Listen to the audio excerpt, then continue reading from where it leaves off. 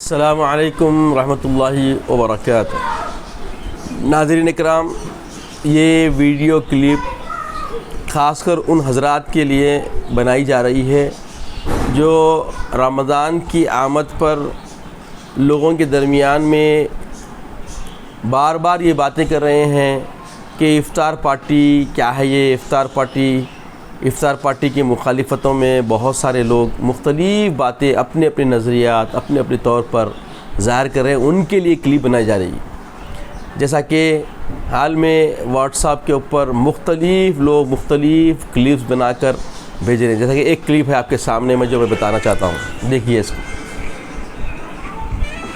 کور ہو رہی۔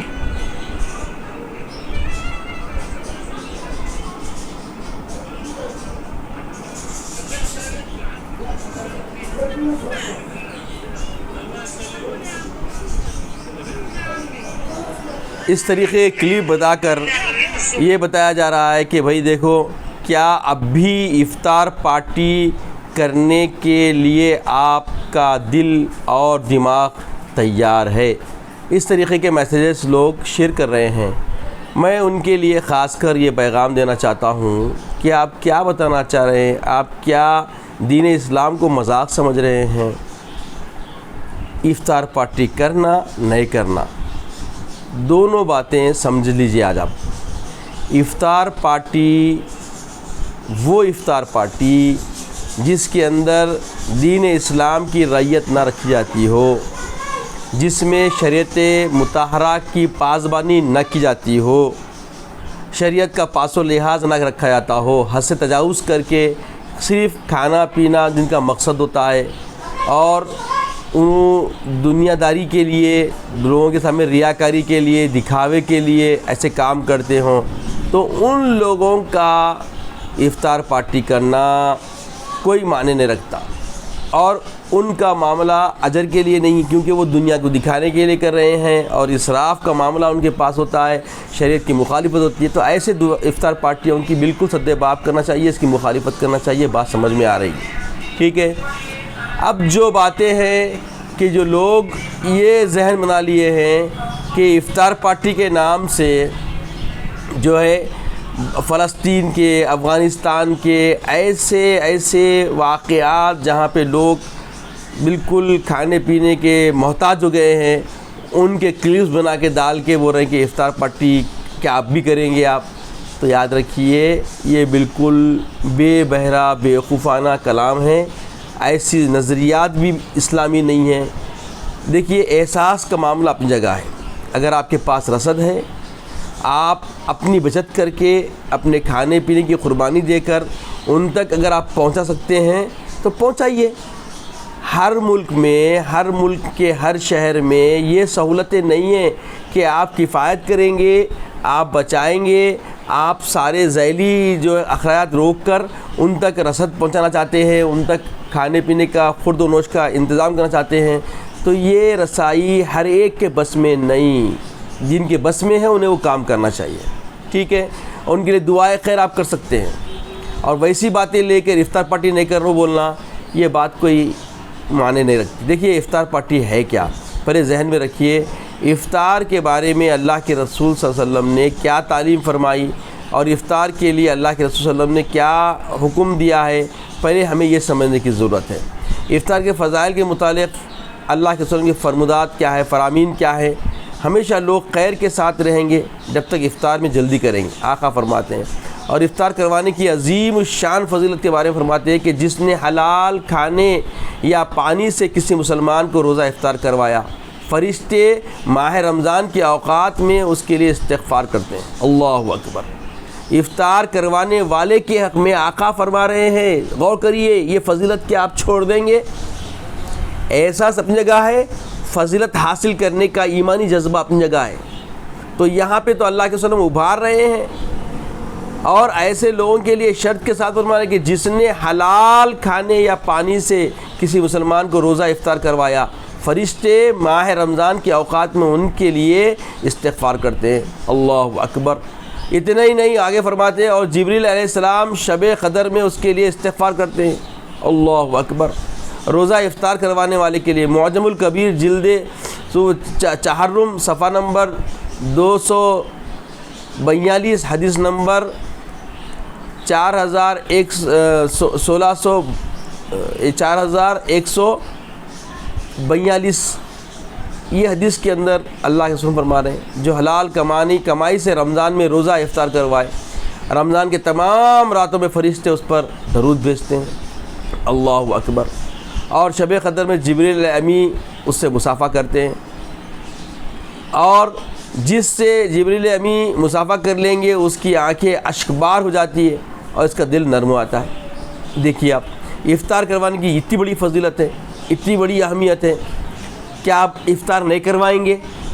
کیا اب بھی آپ افطار کرنا پسند نہیں کریں گے؟ میں آپ سے سوال کر رہا ہوں، جو لوگ یہ کلپ بنا کے ڈال رہے ہیں ان سے پوچھ رہا ہوں، ارے کیا بات ہے بھائی، جو روزہ دار کو پانی پلائے گا اللہ عز و جل اسے میرے حوض سے پانی پلائے گا، جنت میں داخل ہونے تک پیاسا نہ ہوگا، جو ایک بار پانی پی لے گا وہ جنت داخل ہونے تک پیاسا نہ ہوگا، شدت پیاس کا معاملہ ہوگا محشر کے دن، وہ محشر کے دنوں میں یہ کبھی پیاسا نہ ہوگا جو روزہ دار کو ایک بار پانی پلائے گا روزہ دار کو۔ اللہ اکبر، دیکھیے روزے افطار کرانے کی کتنی فضیلت ہے۔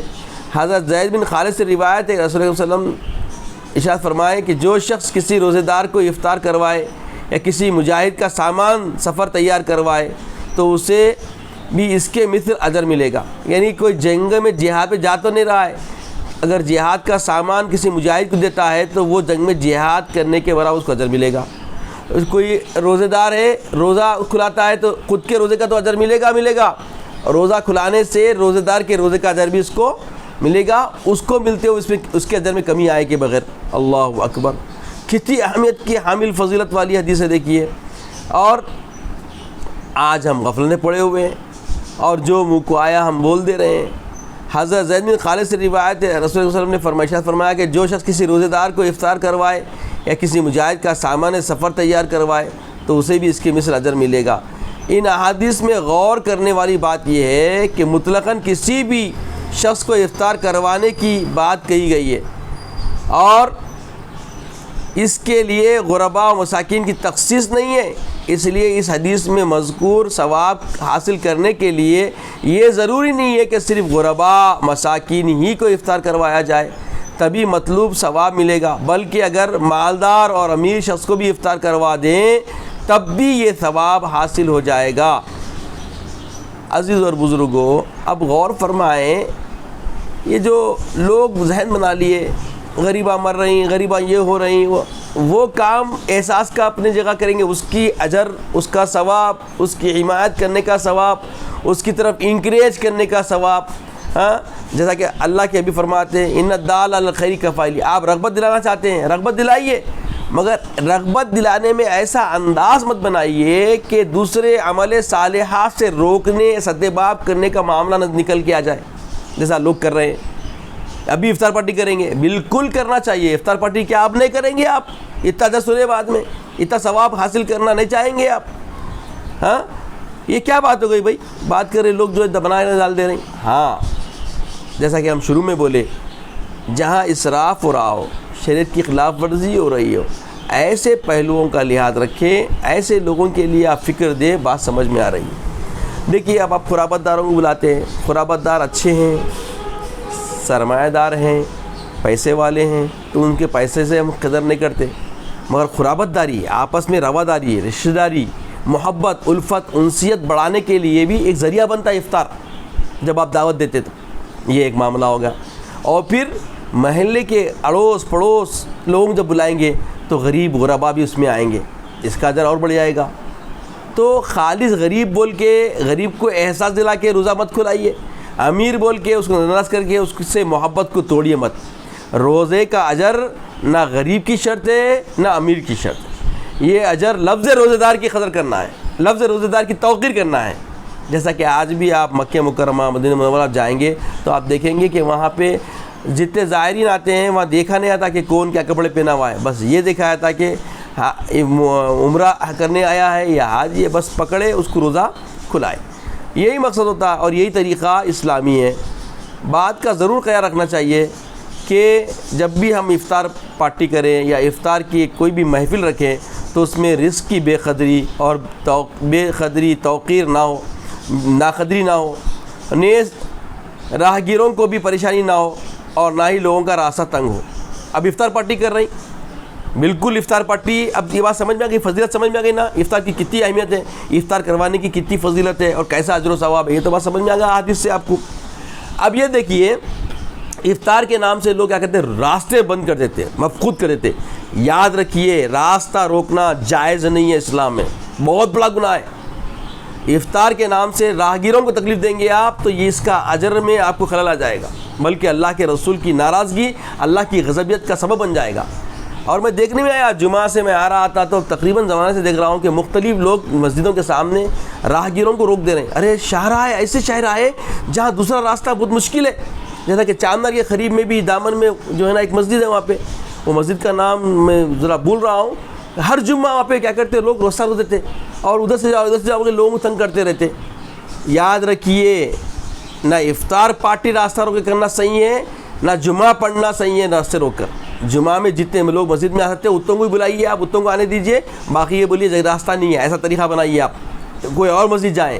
جو لوگ دیر کریں گے ان کو کوئی اور مسجد ڈھونڈنا پڑے گا، مجبور کر دیں ان کو آپ۔ اور یہ پارکنگ کا سوال ہے، یہ ہے وہ ہے، اب رکھ کے پوری مصیبتیں لا کے راہگیروں کو، یہ نماز پڑھ رہے، یہ کیا کیسا ہے؟ نماز اللہ کے لیے پڑھ رہا ہے تو لوگوں کو روکنے کے لیے پڑھ رہا ہے، اللہ کے بندے۔ یہ بہت بہت بہت تکلیف کے عمل ہے۔ کبھی اپن خود راہگیر بن کے دیکھو، معلوم ہوتا کیسی تکلیفیں لوگوں کو دے رہے ہیں، جبکہ اللہ کے رسول صلی اللہ علیہ وسلم فرمائے کہ اماطۃ الطریق عن الاذی، ایمان کا شعار ہے، یہ ایمان کا ایک بہت بڑا صفت ہے یہ کہ راستے سے تکلیف والی چیز ہٹانا، راستے سے تکلیف دینے والا، راہگیروں کو تکلیف دینے والی چیز ہٹانے کا حکم ہے۔ یہاں تو راستہ روک رہی، تو افطار پارٹی کے نام سے راستہ روکنا بھی غلط ہے۔ ایسی افطار پارٹیاں کرنا جو راستہ رک جاتی، بالکل اس سے اجتناب کرنا چاہیے۔ مگر افطار پارٹی نہ کرنا ایسا کوئی سبب ابھی بھی نہیں بنا۔ دیکھیے، افطار کیجئے، افطار کروائیے، بالکل اجر کمائیے، مگر یہ جو کجیاں نظر آ رہی ہے ان کجیوں کو دور کر دیجیے، ٹھیک ہے؟ تو جو لوگ یہ کہہ رہے ہیں کہ فلسطین کے مسلمانوں کی حمایت کی جائے، بالکل کیجئے، ان کے لیے اپنا فنڈ بنائیے، اور گھر کے قرابت داروں کو جو آپ افطار کرواتے ہیں بالکل کروائیے، محلے کے غریبوں کے لیے افطار کرواتے ہیں بالکل کروائیے، اس میں اجر ہے۔ یاد رکھیے، یہ ایمان کی علامت ہے، یہ اللہ کے رسول کی وفاداروں کی محبت کا اظہار ہے، یاد رکھیے، یہ مت رکھیے۔ اللہ تبارک و تعالی ہمیں نیک توفیق عطا فرمائے، نیک ہدایت عطا فرمائے، اور اسلام کی عزت کی زندگی عطا فرمائے، خاتمہ بالخیر فرمائے، اور رمضان کے فیوز و برکات ہر مومن مسلمان کو اللہ تعالیٰ عطا فرمائے، اور ہر ایماندار کو ایمان کی لذت و چاشنی سے اللہ نوازے۔ وصلی اللہ تعالیٰ علی خیر خلقہ ونور عرشہ محمد مبارک وسلم، والحمد للہ رب العالمین۔ حضرات